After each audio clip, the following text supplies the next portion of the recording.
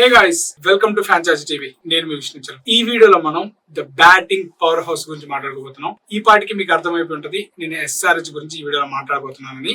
So SRH అంటే ఇప్పుడు అందరం మనం బ్యాటింగ్ అనుకుంటున్నాం. కొన్ని సంవత్సరాల ముందు అప్పుడు ఎస్ఆర్హెచ్ ఓజీ బౌలింగ్ ఉండేది, కానీ ఇప్పుడు ఎస్ఆర్హెచ్ బౌలింగ్ లేదంటున్నారు. కానీ ఎస్ఆర్హెచ్ కి ఎవరెవరు ఉన్నారు బౌలింగ్ లో దాన్ని మాట్లాడుకుందాం. అలాగే ఎస్ఆర్హెచ్ బ్యాటింగ్ పవర్ హౌస్ అంటున్నారు కదా, సో వాళ్ళలో ఎవరు కీ రోల్ కాబోతున్నారు అది మాట్లాడుకుందాం. సో అన్ని కూడా డీటెయిల్ గా మాట్లాడుకుందాం. ఫస్ట్ ప్లేయింగ్ 11 మాట్లాడుకుంటూ డీటెయిల్ గా మాట్లాడుకుందాం. సో ఓపెనర్లుగా అభిషేక్ శర్మ, ట్రావిస్ హెడ్, దాంట్లో ఎటువంటి డౌట్ లేదు. వన్ డౌన్ లో కెప్టెన్ ఇషాన్ కిషన్. సో ఇక్కడ ముగ్గురు లెఫ్ట్ హ్యాండర్లు టాప్ ఆర్డర్ లో ఉన్నారు కాబట్టి ప్రతి టీం కూడా పవర్ ప్లే లో ఫస్ట్ ఓవర్ కానీ సెకండ్ ఓవర్ కానీ హాఫ్ స్పిన్నర్ తో బౌలింగ్ చేపిస్తారు. దాంట్లో ఎటువంటి డౌట్స్ లేవు. ఇంకొకటి మీరు గమనిస్తే 2024 లో ఎస్ఆర్హెచ్ బ్రాండ్ ఆఫ్ క్రికెట్ ఆడిన తర్వాత 2025 లో చాలా వరకు కేకేఆర్ మ్యాచ్, ఫస్ట్ మ్యాచ్ వాళ్ళ హోమ్ గ్రౌండ్ లో ఆడిన మ్యాచ్ లో వాళ్ళు స్లో వికెట్ ఇచ్చారు. ఎస్ఆర్హెచ్ అంత అగ్రెసివ్ క్రికెట్ ఆడుతుంది, వీళ్ళకి బ్యాటింగ్ వికెట్ ఇస్తే వీళ్ళు 250 నుంచి 260 పరుగులు ఈజీగా చేస్తున్నారు కాబట్టి స్లో వికెట్ ఇచ్చి వీళ్ళని బోల్తా కొట్టించడానికి అంటే మేబీ వాళ్ళ ప్లాన్స్ అలా ఉన్నాయి. కాబట్టి ఈసారి ఎస్ఆర్హెచ్ బ్యాటింగ్ ట్రాక్సే కాకుండా ఒకవేళ ఏదైనా స్లో వికెట్ వచ్చినా దానికి అడ్జస్ట్ అయ్యి ప్లాన్ చేసుకోవాల్సి వస్తుంది. ఎందుకంటే వీళ్ళు ముగ్గురు లెఫ్ట్ హ్యాండర్స్, అలాగే ముగ్గురు కూడా అగ్రెసివ్ క్రికెట్ ఆడతారు. సో వీళ్ళని కానీ ఎర్లీగా కానీ పవర్ ప్లేలో అవుట్ చేయగలిగితే opponent team, so SRH back foot లోకి వెళ్లే ఛాన్స్ ఉన్నాయి.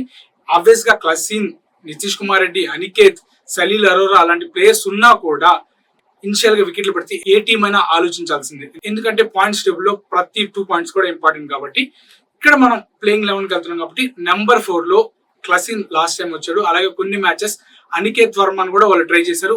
ఇన్ఫాక్ట్ నితీష్ కుమార్ రెడ్డి 2024 సీజన్ లో 1-2 మ్యాచ్లు ఆల్మోస్ట్ ఎస్ఆర్హెచ్ ఓడిపోయే మ్యాచ్లు గెలిపించాడు. కానీ 2025 లో తన నుంచి అంత గొప్ప ప్రదర్శన రాలేదు, ఆన్ అండ్ ఆఫ్ పర్ఫార్మెన్స్ వచ్చిందని చెప్పుకోవచ్చు. కానీ అనికేత్ వర్మ, హెన్రిచ్ క్లాసెన్ అద్భుతంగా ఆడారు. బట్ ఈసారి నితీష్ గాని ఫామ్ లోకి వస్తే రీసెంట్ గా న్యూజిలాండ్ తో జరిగిన థర్డ్ వన్డేలో కూడా నితీష్ కుమార్ రెడ్డి అద్భుతమైన 50 కొట్టాడు విరాట్ కోహ్లీతో కలిసి. అది కూడా మనం గుర్తుపెట్టుకోవాలి. ఈసారి కానీ నితీష్ గాని ఫామ్ లోకి వస్తే వేరే లెవెల్ ఉంటుంది. సో ఐ హోప్ నెంబర్ 4 లో నితీష్ వస్తేనే బాగుంటుంది. లాస్ట్ సీజన్ కొంత ఫామ్ లో లేడు కాబట్టి నెంబర్ 5, నెంబర్ 6 లోకి వెళ్ళాడు. నెంబర్ 5 లో కాటెరమ్ కొడుకు Heinrich Klaasen. So Heinrich Klaasen ని రిలీజ్ చేస్తుంది అన్న న్యూస్లు కూడా వచ్చాయి. ఇన్ఫాక్ట్ ఆక్షన్ కి ముందు, ఎప్పుడైతే మెగా ఆక్షన్ ముందు రీటైన్స్ జరగక ముందు హెన్రిచ్ క్లాసెన్ అంత ఫామ్ లో లేడు, వేరే లీగ్స్ మాత్రం ఆడుతున్నాడు, సౌత్ ఆఫ్రికాకి కూడా ఆడట్లేదు కాబట్టి రిలీజ్ చేస్తున్నారు. సో ఇదైతే అస్సలు యాక్సెప్టబుల్ కాదు. ఎస్ఆర్హెచ్ ఫ్యాన్స్ కానీ ఎవరు కూడా దీన్ని యాక్సెప్ట్ చేయరు. ఎందుకంటే హెన్రిచ్ క్లాసెన్ ఎస్ఆర్హెచ్ ఫ్యాన్స్ అంత ఓన్ చేసుకున్నారు. In fact 1 and 2 matches maybe fail అవ్వచ్చు, కానీ బట్ తన స్ట్రైక్ రేట్ తో బ్యాట్ చేస్తే వేరే లెవెల్ ఉంటుంది. ఇక క్లాసెన్ నెంబర్ 5, నెంబర్ 6 లో అనికేత్. సో ఇక్కడ వరకు పర్ఫెక్ట్ గా ఉంది. ఇక్కడ ఇన్ఫాక్ట్ ఈ ప్లేస్ కి 2 ప్లేయర్స్ ఉన్నారు. ఒకటి వచ్చేసి రవిచంద్రన్ స్మరన్, కర్ణాటక ప్లేయర్. ఇంకొకరు వచ్చేసి పంజాబ్ ప్లేయర్ సలీల్ అరోరా. సో వీళ్ళిద్దరికి ఈ స్పాట్ వేకెంట్ గా ఉందని చెప్పుకోవచ్చు. కానీ ఇనిషియల్ గా లియం లివింగ్స్టన్ తోనే వెళ్తారు. లియం లివింగ్స్టన్ ని బ్యాట్స్మెన్ గా కాకుండా బౌలర్ గా కూడా యూజ్ చేసుకుంటుంది ఈసారి ఎస్ఆర్హెచ్. దాంట్లో ఎటువంటి డౌట్స్ లేవు. ఎందుకంటే లియం లివింగ్స్టన్ లెగ్ స్పిన్ తో పాటు గూగ్లీస్ బాగా వేయగలడు, చాలా బాగా వేయగలడు. మిడిల్ ఇన్ఫాక్ట్ మీరు 2021 world cup, T20 world cup చూస్తే అక్కడ డెత్ లో కూడా మేబీ 16th, 17th ఓవర్ లో కూడా లియం లివింగ్స్టన్ బౌలింగ్ చేశాడు. సో లియం లివింగ్స్టన్ ని ఒక ఆల్రౌండర్ గా కానీ ఎస్ఆర్హెచ్ చూస్ చేసుకుంటే ఒక ఖచ్చితంగా మీకు స్పిన్నర్ లిస్ట్ కూడా మనం వెళ్లే ముందు సో లియం లివింగ్స్టన్ అయితే ఈసారి ఎక్స్ ఫ్యాక్టర్ కాబోతున్నాడు ఎస్ఆర్హెచ్ కి. ఇన్ఫాక్ట్ ట్రావిస్ హెడ్, క్లాసెన్ కూడా ఆర్సీబీ నుంచి వచ్చిన తర్వాత ఎస్ఆర్హెచ్ బాగా పర్ఫార్మెన్స్ చేశారు. అదే వర్కౌట్ అవుతుందేమో లేదో కూడా చూడాలి. ఎందుకంటే లియం లివింగ్స్టన్ కూడా ఆర్సీబీ నుంచి వస్తున్నాడు. సో కొంతమంది హెడ్, క్లాసెన్ ఆర్సీబీ ఉన్నప్పుడు ఎవరు పట్టించుకోవాలి, అంత ఫామ్ లో కూడా లేరు వాళ్ళు. కానీ ఎస్ఆర్హెచ్ వచ్చాక విధ్వంసం సృష్టిస్తున్నారు. లియం లివింగ్స్టన్ అది కానీ చేస్తే ఆ ఫినిషర్ రోల్ ఏదైతే ఉందో దాన్ని క్లియర్ కట్ గా చేసి ఆ bowler maybe 1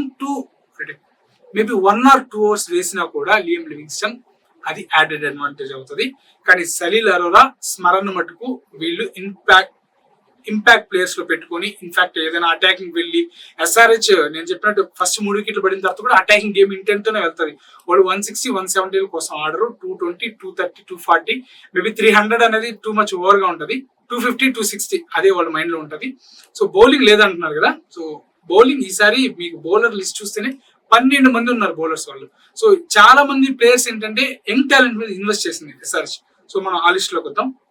so Pat Cummins గాని ఉండుంటే యాజ్ ఎ కెప్టెన్ గా, యాజ్ ఎ బౌలర్ గా తను లీడ్ చేస్తా ఉండుంటే బాగుండేది. బట్ ప్యాట్ కమిన్స్ అవైలబుల్ గా లేడు.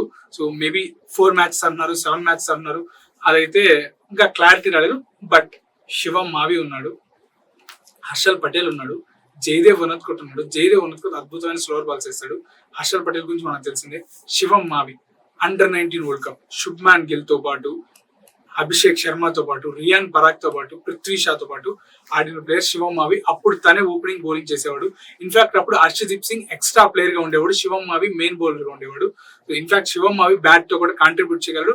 సో ఎస్ఆర్హెచ్ కి బ్యాట్ తో కాంట్రిబ్యూట్ చేయాల్సిన అవసరం లేదు, ఎందుకంటే వాళ్ళ బ్యాటింగ్ లైనప్ అంత బాగుంది. బట్ శివం మావి కానీ ఇనిషియల్ గా బాల్ కానీ స్వింగ్ చేయగలిగితే, ఇంతకు ముందు అంటే 2024 సీజన్ వరకు భువనేశ్వర్ కుమార్ చేసిన రోల్ ని అట్లీస్ట్ భువనేశ్వర్ తో మనం కంపేర్ చేయకూడదు, బట్ ఆ రోల్ కానీ ఫిల్ చేయగలిగితే శివం మావి అంతకు మించి ఇంకేముండదు. ఇక్కడ ప్యాట్ కమిన్స్ కి రీప్లేస్మెంట్ గా బ్రైడెన్ కార్స్ తో వెళ్తారు. కానీ బ్రైడెన్ కార్స్ టెస్టుల్లోనే ఎక్కువ ఎకనామీ చేస్తాడు, 6.5 ఉంటది. కాకపోతే వికెట్లు ఇస్తారు, wicket taker Brydon cars. In fact Brydon cars తో వెళ్తే బ్యాటింగ్ లైనప్ ఇంకా బీభత్సంగా ఉంటది. సో బ్యాటింగ్ తో ఎటువంటి ప్రాబ్లమ్స్ లేవు. టాప్ ఆర్డర్ లో లెఫ్ట్ హ్యాండర్స్ ఉన్నారు, వాళ్ళకి ఒక ఆఫ్ స్పిన్నర్ ఇస్తారు. అభిషేక్ శర్మ ఇబ్బంది పడిన విషయం కూడా తెలుసు, బట్ అభిషేక్ శర్మ ఎంతవరకు దాన్ని ఓవర్కమ్ చేస్తారని కూడా మనం చూడాలి. ఇక ఇషాన్ మలింగా లాస్ట్ 6 మ్యాచెస్ లో 4 మ్యాచెస్ గెలిచింది ఎస్ఆర్హెచ్. బౌలింగ్ లేదంటూనే 4 మ్యాచెస్ గెలిచింది. ఎప్పుడైతే యుద్ధం కారణంగా మ్యాచెస్ ఆగిపోయిన తర్వాత 4 మ్యాచెస్ గెలిచారు 6 మ్యాచెస్ లో, అది గుర్తుపెట్టుకోవాలి. అక్కడ Ishan Malinga perfect death bowling వేశాడు. కాకపోతే ఇక్కడ ఇషాన్ మలింగాని తీసుకోవాలనుకుంటే బ్రైడెన్ కార్సన్ కానీ లియం లివింగ్స్టన్ కానీ ఒకరిని ఆపాల్సి వస్తుంది, అది చూడాలి. ఇక స్పిన్నర్స్ విషయానికి వచ్చేస్తే హర్ష్ దుబే లాస్ట్ మ్యాచ్ ఆర్సీబీతో ఆడినప్పుడు విరాట్ కోహ్లీ వికెట్ తీసింది హర్ష్ దుబే విజయ్ హజారే ట్రోఫీలో తనే బెస్ట్ ఆల్రౌండర్. మళ్ళీ ఇక్కడ బ్యాటింగ్ అడ్వాంటేజ్ యాడ్ అవుతుంది. సో బ్యాటింగ్ కి ఇంకా చాలా అడ్వాంటేజ్ అవుతుంది హర్ష్ దుబే. బట్ హర్ష్ దుబే బౌలర్ గా ఏం చేయగలడు, ఒక లెఫ్ట్ ఆర్మ్ స్పిన్నర్ గా ఏం చేయగలడు అనేది మనం చూడాలి. అలాగే జీషన్ అన్సారీ చూసాం లాస్ట్ సీజన్, అద్భుతమైన లెగ్ స్పిన్ వేసాడు, గూగుల్ వేసాడు. క్రైన్స్ ఫుల్హేత్రా, ఈ పేరు చాలా మందికి తక్కువ మందికి తెలుసుంటది. ఎస్ఆర్హెచ్ బాగా ఫాలో అయ్యే వాళ్ళకి మటుకు క్రైన్స్ ఫుల్హేత్రా గురించి తెలుస్తుంది, ఎందుకంటే కమిన్సే ఒక పాడ్కాస్ట్ లో చెప్పాడు, నన్ను ఇబ్బంది పెట్టాడు, అసలు నేను ఎలా పిక్ చేయాలో నాకు అర్థం కాలేదన్నాడు. లాస్ట్ టైం నెట్ బౌలర్ క్రైన్స్ ఫుల్హేత్రా క్లసన్ నే ఇబ్బంది పెట్టాడు. క్లసన్ స్పిన్ ఎలా ఆడతాడో మన అందరూ తెలిసిందే. వరుణ్ చక్రవర్తి, సునీల్ నారాయణ్ సంబంధమే లేదు. ఇండియన్ పిచ్చెస్ లో స్పిన్ బాగా ఆడిగిన one of the best player Klaasen. So Klaasen ని ఇబ్బంది పెట్టాడు క్రైన్స్ ఫుల్హేత్రా, అది కూడా నెట్స్ లో ఇంకా అగ్రెసివ్ ఆడతారు. అలాంటి నెట్స్ లో క్రైన్స్ ఫుల్హేత్రా ఇబ్బంది పెట్టాడు. లాస్ట్ టైం నెట్ బౌలర్, ఈసారి స్క్వాడ్ లో కూడా వచ్చేసాడు. బట్ ప్లేయింగ్ 11 లోకి వస్తాడా లేదనేది చూడాలి. సో ఎస్ఆర్హెచ్ బౌలింగ్ కూడా బాగుంది, కానీ ఆ పార్ట్నర్షిప్స్ బిల్డ్ అవ్వాలి. సో పవర్ ప్లే ఎవరు చూసుకోవాలి, మిడిల్ ఓవర్స్ ఎవరు చూసుకోవాలి, ఇవన్నీ కూడా. ఇషాన్ కిషన్ కెప్టెన్సీ పైన నాకు ఎటువంటి డౌట్స్ లేవు. ఇన్ఫాక్ట్ ప్యాట్ కమిన్స్ 4-5 మ్యాచ్లకి లేట్ గా వచ్చినా కూడా, ఎందుకంటే ఇన్ఫాక్ట్ ఇషాన్ కిషన్ రీసెంట్ గా సయీద్ ముస్తాక్ అలీ ట్రోఫీ గెలిపించాడని అందరూ అంటున్నారు. కానీ అండర్-19 2016 అండర్-19 నుంచి ఇషాన్ కిషన్ కెప్టెన్ గా చేసేవాడు. సో అప్పుడు రిషబ్ పంత్, వాషింగ్టన్ సుందర్, ఖలీల్ అహ్మద్, సర్ఫరాజ్ అహ్మద్ వీళ్ళందరూ కూడా ఇషాన్ కిషన్ కెప్టెన్సీ కింద ఆడారు. సో తనకు అంత ఎక్స్పీరియన్స్ ఉంది ఇషాన్ కిషన్ కి, దాంట్లో ఏం డౌట్ లేదు. అందరూ తన వికెట్ కీపర్ కాబట్టి తనకు అన్ని ఒక క్లారిటీ ఉంటుంది, రోల్స్ అన్ని, ఫీల్డ్ పొజిషన్స్ కానీ ఇంకా చాలా బాగుంటాయి. బట్ డిసిషన్స్ డిఆర్ఎస్ లో కానీ ఇవన్నీ నో ప్రాబ్లమ్స్. సో బ్యాటింగ్ బీభత్సంగా ఉంది, బౌలింగ్ కూడా ఉంది. సకీబ్ హుస్సేన్ కేకేఆర్ కి అద్భుతం 140-145 వేస్తాడు. సో బట్ వీళ్ళందరికీ ప్లేయింగ్ 11 లో ఛాన్స్ వస్తుందా లేదనేది చూడాలి. సో మనం ఈ ప్లేయింగ్ 11 ఇంపాక్ట్ ప్లేయర్స్ తో కలిసి మనం నోటెడ్ ప్లేయర్స్ గురించి మాట్లాడుకుంటాం, కానీ టీం అలా ఉండదు. టీం ఖచ్చితంగా ఒకరిద్దరు ప్లేయర్స్ కొత్త వాళ్ళని ట్రై చేస్తుంది. మేబీ అది ఎస్ఆర్హెచ్ కావచ్చు, వేరే టీం కావచ్చు, ఎవరైనా కొత్త ప్లేయర్స్ ట్రై చేస్తారు. అది ఎవరు అవుతారు? సకీబ్ హుస్సేన్ అవుతాడా, లేక శివం మావీనా, ఇంకా చాలా మంది ఉన్నారు. బట్ వీళ్ళతో కూడిన ఎస్ఆర్హెచ్ బౌలింగ్ యూనిట్ ఎలా ఉంటుందని చూడాలి. ఇన్ఫాక్ట్ ఫస్ట్ మ్యాచ్ చిన్నస్వామిలు ఆడుతున్నారు. ఆ మ్యాచ్ ఖచ్చితంగా ప్రెషర్ గేమ్, అందరూ ఎస్ఆర్హెచ్ డామినేట్ చేస్తుంది, రికార్డ్స్ అని ఎస్ఆర్హెచ్ వైపు ఉందన్న కూడా అది ఇన్ఫాక్ట్ చిన్నస్వామి క్రౌడ్ డామినేట్ చేస్తారు ఎస్ఆర్హెచ్ ని. బట్ దాన్ని డామినేట్ చేసి ఆడగలగాలి.